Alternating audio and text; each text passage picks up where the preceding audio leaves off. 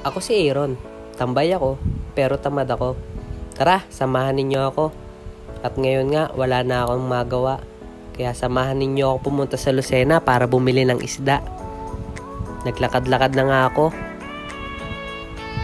Naisipan kong bumili ng isda para sa bago kong set ng aquarium. At nakarating na nga ako guys. Na ito, namimili na ako. Ang hinahanap ko ngang isda ay yung Oscar fish. Bala ko din bumili ng hammerhead tsaka ng janitor fish. Ganyan nga pala yung itsura ng Oscar.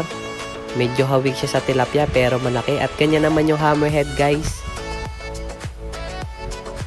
Medyo nahirapan ako mamili kasi napakaraming isda.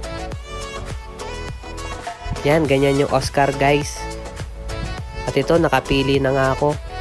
Bale, ang binili ko, isang pleco, isang albino na hammerhead, isang normal na hammerhead, at bumili rin ako ng 3 Oscar. Yan, nakalagay nga sila dito sa akin 20-gallon tank. Bagong setup ko nga pala yan.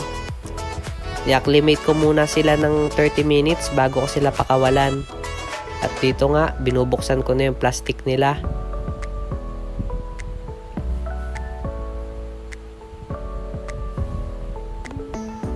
Sobrang nakakalibang kasi talaga mag-alaga ng isda. Dati, beta lang yung inaalagaan ko. Ngayon, may mga iba na. Sobrang nakaka-relax manood, lalo na kapag nakatambay ka lang sa bahay ninyo. Lalo na kapag bukas yung ilaw. At dito nga, alpas na silang lahat. Napakagaganda nila. Ang ganda ng Oscar, sarap panoorin, lagi sila magkakasama. Lumalaki nga pala yung Oscar guys. At na ito naman yung hammerhead, langoy siya ng langoy. Yung albino medyo nahihiya pa dun sa gilid. Yan, maraming salamat sa pagsama niyo sa akin. Ingat kayo palagi.